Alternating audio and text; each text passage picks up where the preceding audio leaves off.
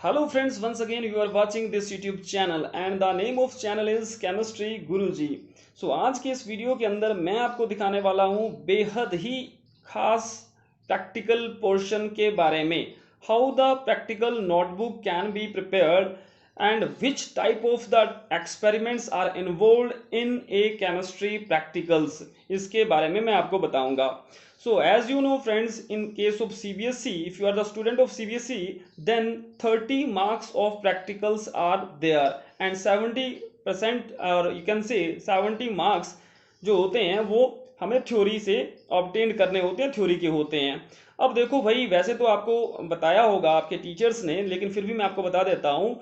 देखो, हमें 3 तरह के प्रैक्टिकल्स इन्वॉल्व करने होते हैं, जिसमें कि पहला होता है वॉल्यूमेट्रिक एनालिसिस जिसको बोलते हैं, ठीक है। टाइट्रेशन के प्रैक्टिकल्स के नाम से भी हम ज़्यादा जानते हैं, जिसमें हमें नॉर्मेलिटी मोलैरिटी वगैरह फाइंड आउट करनी होती है। दूसरा सेगमेंट होता है हमें डिटेक्शन ऑफ किसको, कैटाइनिक और एनाइनिक या कैटाइन और एनाइन जो हमें फाइंड आउट करने होते हैं, रेडिकल्स जिसको बोलते हैं, और इसको हम एसिडिक और बेसिक रेडिकल्स के नाम से भी जानते हैं। To detection of inorganic salt, है ना। इनऑर्गेनिक सॉल्ट के अंदर कैटाइन और एनाइन हमें फाइंड आउट करने होते हैं। सेकंड सेगमेंट होता है इनऑर्गेनिक केमिस्ट्री के हिसाब से देखा। और जो तीसरा पोर्शन होता है, जिसमें हम क्या करते हैं, ऑर्गेनिक कंपाउंड दिया जाता है, ठीक है। आपके टीचर्स आपको बता चुके होंगे, ऑर्गेनिक कंपाउंड दिया जाएगा प्रैक्टिकल में, और आपको फाइंड आउट करना होता है कि विच functional group is present in A given organic compound. तो अब देखिएगा, इसके लिए एक स्कीम फॉलो करनी होती है हमें, और मैं आपको जो नेक्स्ट पार्ट में वीडियो दिखाने वाला हूं, इसके अंदर बहुत कोशिश की है दिखाने की, बताने की, जताने की कि ये प्रैक्टिकल्स खास करके जो वॉल्यूमेट्रिकल का हिस्सा है प्रैक्टिकल्स का, वो मैंने इस वीडियो में बहुत अच्छे से कवर करने की कोशिश की है। तो चलिए, मैं ज़्यादा वक्त नहीं लेते हुए आपको बताता हूँ अगला पोर्शन, ठीक है। और इसके अलावा मैं आपको चलते चलते ये बताता चलूँ कि भाई, अगर आपको केमिस्ट्री की और भी सीरीज़ देखनी है तो मैं इस वीडियो के डिस्क्रिप्शन बॉक्स में उसका लिंक सेंड कर दूंगा, उसका अटैच कर दूंगा। तो वहाँ जा कर के भी आप अलग अलग वीडियो जो कि प्रैक्टिकल के स्पेशली पोर्शन के रहेंगे, आप उनको चेकआउट कर सकते हैं। With this words, just start. So this is the first cover page of chemistry notebook. Okay, certificate, first page, certificate, okay, the name of the student's class and the institution name.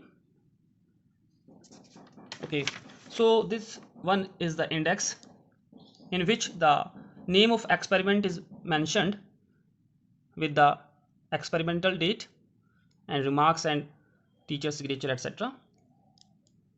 Okay, so these experiments related to the titrations, volumetric analysis, and this one is a test for radicals, acidic or basic radicals. Okay, so here titrations. Okay, the first practical जो है experiment number 1, ये देखिएगा आपके सामने, वॉल्यूमेट्रिकल analysis से belong करता है।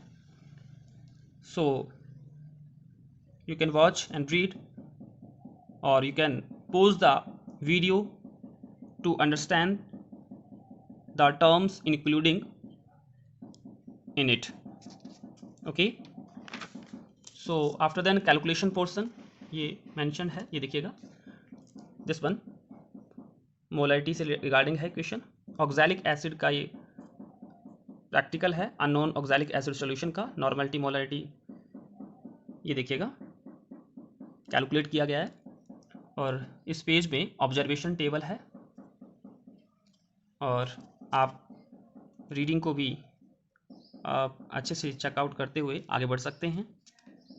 So next page में इस प्रैक्टिकल का रिजल्ट मेंशन्ड है। ओके, तो concentration of unknown oxalic solution की जो भी मेंशन्ड है वो इसमें बता दिया गया है। तो second experiment number second volumetrical analysis से रिगार्डिंग ये भी प्रैक्टिकल है। ये देखिएगा ऑब्जेक्ट क्या क्या इस प्रैक्टिकल में गिवन है और क्या आपको कैलकुलेट करना है। This one is indicator, the chemical reaction which is involve, and this one is calculation portion, यहाँ स्टैंडर्ड सोडियम कार्बोनेट सॉल्यूशन के साथ काम किया गया है और ये नॉर्मलिटी इक्वेशन है। ओके, इसमें वैल्यू भी दी गई हैं। अगर आपने प्रैक्टिकल लैब में आपको करना है तो ये वैल्यूज़ कहीं ना कहीं आपको ज़रूर हेल्प करने वाली हैं। ये देखिएगा इसी का ऑब्जर्वेशन टेबल, ये जो आपका टेबल था जो कैलकुलेशन का पार्ट है, और ये है ऑब्जर्वेशन टेबल। ठीक है, पहले ऑब्जर्वेशन प्रैक्टिकल में किया होगा, आफ्टर देन हमें कैलकुलेशन वाला पार्ट कंप्लीट करना होता है। ये देखिएगा titration of standard solution and intermediate solution. ठीक है, ये वैल्यू चेकआउट करिएगा। This one is B part और ये इसके रिगार्डिंग कैलकुलेशन वाला हिस्सा है। सो नेक्स्ट जो हमारा रहेगा इसी का, ये आपका फाइनल रिजल्ट बताया गया है। ओके, सो प्रैक्टिकल नंबर 3 ये आपके सामने रहा। इसका ऑब्जेक्टिव आपकी स्क्रीन में ये रहेगा। ओके, ये इसकी मॉलिक्यूलर इक्वेशन है जिसमें redox reaction half reaction and oxidation half reaction और फाइनल रिएक्शन ये बताई गई है। ये देखिएगा। तो नेक्स्ट इसी में हमारे पास आयनिक इक्वेशन भी बताई गई है इस सेक्शन में। ये देखिएगा, आगे बढ़ते हैं धीरे धीरे। क्या क्या इस प्रैक्टिकल में हमें लिखना होता है ये भी आपको मैं बता रहा हूँ। सो आफ्टर देन देखा जाए तो ऑब्जर्वेशन टेबल होना चाहिए, titration of known solution versus intermediate solution. ये देखिएगा, अननोन सॉल्यूशन, ये हमारे पास known solution versus intermediate solution था, ये अननोन वर्सेस इंटरमीडिएट सॉल्यूशन था। ये इसकी वैल्यूज़ हैं और इसके बाद ये वैल्यू मेंशन करने के बाद कैलकुलेशन पोर्शन, ये देखिएगा मोलैरिटी है कैलकुलेशन में, चेक, ये रहा बी पार्ट। ठीक है, ये ए पार्ट किसका है, ये वाला टाइट्रेशन वाले पार्ट का ए पार्ट की जो कैलकुलेशन है इस ऑब्जर्वेशन की टेबल की, ये आपको यहाँ देखने में मिलेगी। ओके, और जो आपके पास सेकंड कैलकुलेशन वाला टाइट्रेशन का जो पार्ट था, टाइट्रेशन का जो ऑब्जर्वेशन टेबल था, उसकी कैलकुलेशन हमें यहाँ जा कर के मिलने वाली है। ठीक है, आगे बढ़ते हैं। और इसी में कुछ सी पार्ट भी दिया गया है जो कि थोड़ा सा कॉम्प्लिकेशन बढ़ाएगा। ये हमारे पास इसका सेकंड अगला पार्ट था कैलकुलेशन के हिसाब से। देखें, ये देखिएगा परसेंटेज प्योरिटी भी इसमें हमें फाइंड आउट करनी थी। क्वेश्चन में ऐसा पूछा गया था जो कि ऑब्जेक्टिव आपको इस वीडियो में इस एक्सपेरिमेंट में दिख गया होगा। तो ये फाइनल रिजल्ट रहेगा। सो नेक्स्ट हमारे पास टाइट्रेशन का एक और प्रैक्टिकल है। ये देखिएगा आपके सामने, इसको ये देखिएगा, ये बताया पूछा गया है। आपको लगे कि वीडियो फास्ट है, आपको समझ में कम आ रहा है या नहीं पता चल रहा है, तो वीडियो को स्लो मोशन में भी आप देख सकते हैं, as you wish. This one is, ये देखिएगा केमिकल इक्वेशन, आयनिक इक्वेशन। आगे बढ़ते हैं, oxidation half equation, reaction, overall reaction ये दिया गया है। और ये कुछ कंडीशंस हैं, प्रिकॉशंस हैं जो कि हमें प्रैक्टिकल करने के लिए, करने से पहले, करने के साथ साथ हमें समझनी पड़ेगी क्या क्या करना चाहिए उस दौरान। सो this one is apparatus required, reagent इसमें क्या यूज़ होंगी ये भी बताया गया है, और प्रैक्टिकल्स की ये वैल्यूज़ और ये कॉलम्स ऑब्जर्वेशन टेबल के accordingly, initial final burette reading this and that KMnO4 की, और ये concordant reading estimate. Okay, so this one is unknown solution versus intermediate solution, ये रहा आपके सामने। और इस पेज में आते हैं कैलकुलेशन वाले पार्ट में, मोलैरिटी ये वाला हिस्सा, calculation of molarity of intermediate solution, calculation of molarity of unknown oxalic solution, ये देखिएगा, एक एक चीज़ बताई गई है इसमें। After then calculation of unknown oxalic solution, oxalic acid solution. Okay, final value ये लिखा है and this is the final result of this experiment. So next titration का और एक्सपेरिमेंट देखते हैं स्क्रीन में। एक्सपेरिमेंट नंबर 5, ये देखिएगा, आपने रीड कर लिया होगा अच्छे से। इंडिकेटर चाहिए, केमिकल इक्वेशन है, एपरेटस है, और उसी तरह से रिएजेंट रिक्वायर्ड, क्या क्या प्रैक्टिकल के दौरान कौन सी रिएजेंट चाहिए वो बताया गया है। Observation table, A part, B part titration of unknown ferrous ammonium sulfate versus potassium dichromate, this one, and this is the calculation part, how molality of standard ferrous ammonium sulfate is there, molality of potassium dichromate calculation वाला हिस्सा check कर सकते हैं।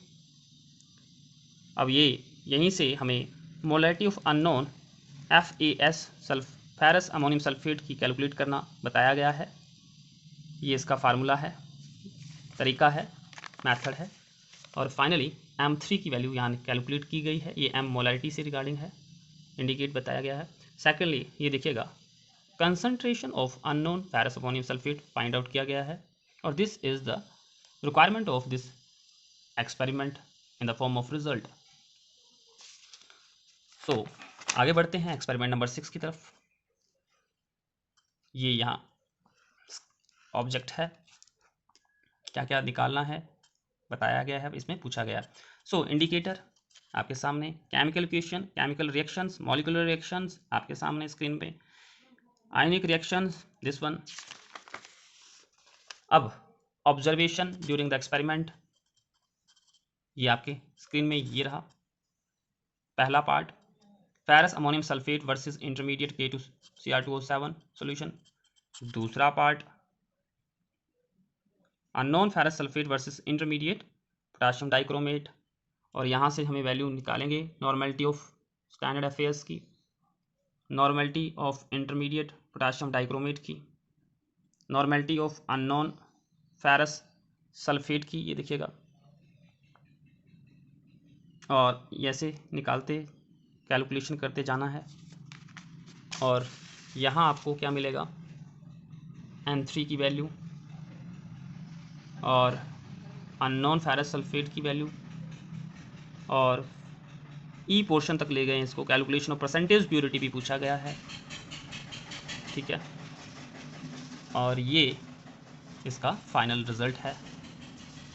आगे बढ़ते हैं experiment number 7 में, जल्दी से देख लें आप। केमिकल इक्वेशन ये रहेगा, और यहाँ ऑब्जर्वेशन टेबल पे पहुँच चुके हैं। एज़ यूजुअल हम बात करें तो दिस वन इज़, और ये secondary part, B part titration का, ये रहेगा इसका कैलकुलेशन वाला पार्ट।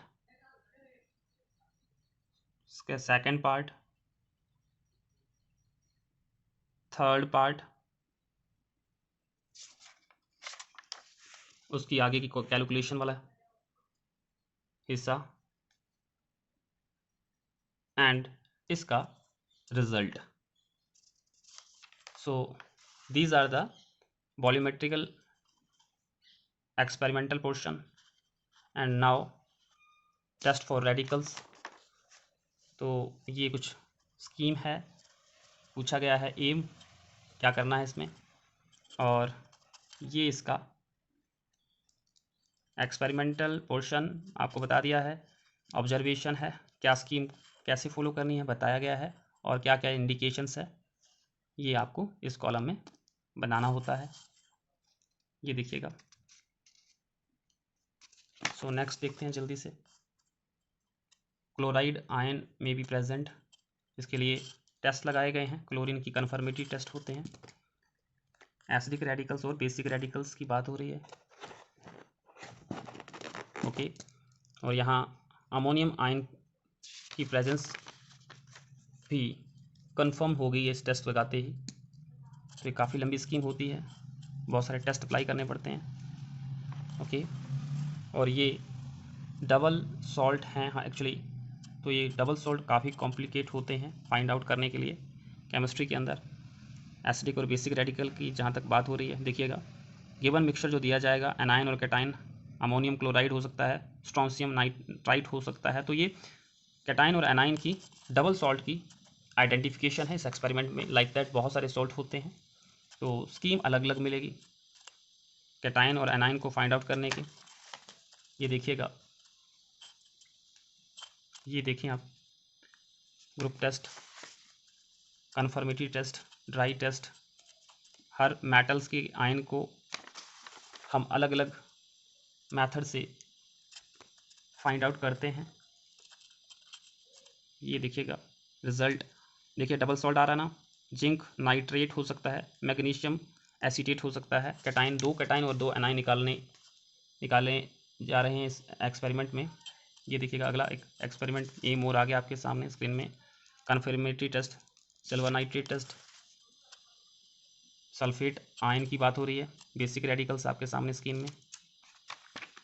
नेक्स्ट वाला पार्ट ड्राई टेस्ट लगाए गए हैं, फिर उसके कन्फर्मेटरी टेस्ट, फिर उसके नेक्स्ट ड्राई टेस्ट फिर से किया है और वो सॉल्ट हमें मिल गए हैं। कॉपर सल्फेट हो सकता है, आयरन को कोई ब्रोमाइड लिया है, फेरस सल्फेट या कोबाल्ट है, कोबाल्ट ब्रोमाइड हुआ है। तो नेक्स्ट देखते हैं, नेक्स्ट हमारे पास एक्सपेरिमेंट नंबर 11 है। इसमें थोड़ा मैं जल्दी दिखा देता हूँ क्योंकि बहुत सारा पार्ट अभी भी पेंडिंग है इसमें दिखाने के लिए।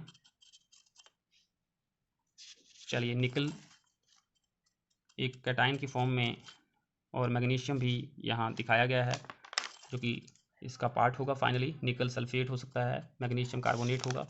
नेक्स्ट एक्सपेरिमेंट नंबर 12 पे पहुँच गए हैं।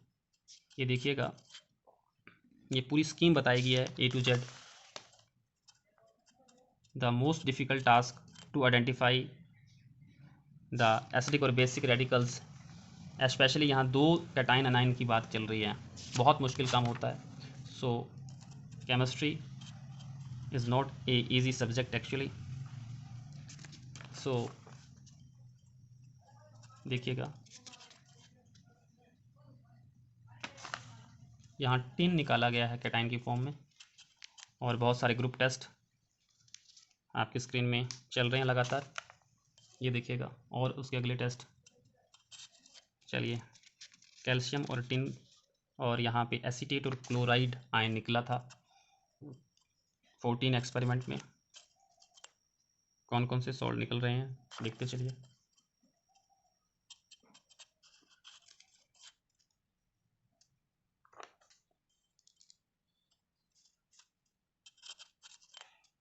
ये देखिएगा, बिस्मथ है और aluminium carbonate and nitrate ion. Experiment number 15 है, और कौन से कैटाइन निकल रहे हैं, कौन से एनाइन, लुक एट इट।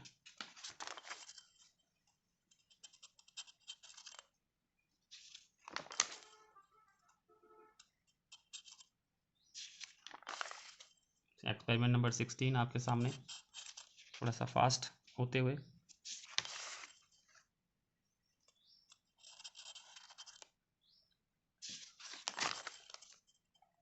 और ये इतनी सारी स्कीम्स, इनको लर्न करना बहुत मुश्किल काम है, लेकिन इम्पॉसिबल नहीं होता कोई भी काम अगर उसको सही तरीके से किया जाए। सो एक लास्ट पोर्शन प्रैक्टिकल का, जिसको हम डिटेक्शन ऑफ फंक्शनल ग्रुप कहते हैं। ऑर्गेनिक कंपाउंड्स के फंक्शनल ग्रुप को आइडेंटिफाई किया जाता है इसमें।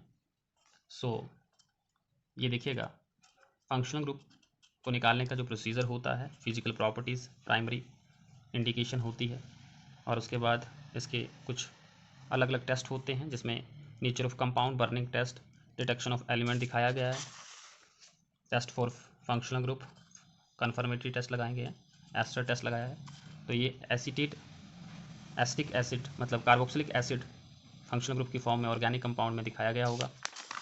अगला एक टेस्ट और लगाते हैं, देखते हैं ऑर्गेनिक कंपाउंड में क्या क्या है, क्या क्या उसकी इंडिकेशंस हैं, फिजिकल, कलर, ऑर्डर, सॉल्युबिलिटी, ठीक है। बर्निंग टेस्ट ये सभी में कॉमन होते हैं। और यहाँ सोडियम मेटल टेस्ट, एस्टर सिलिक अमोनियम नाइट्रेट टेस्ट लगाया गया है, और ये किसके लिए है, alcoholic group, functional group alcohol वाला होगा, फंक्शनल ग्रुप अल्कोहलिक होगा, तो दिखाया गया था।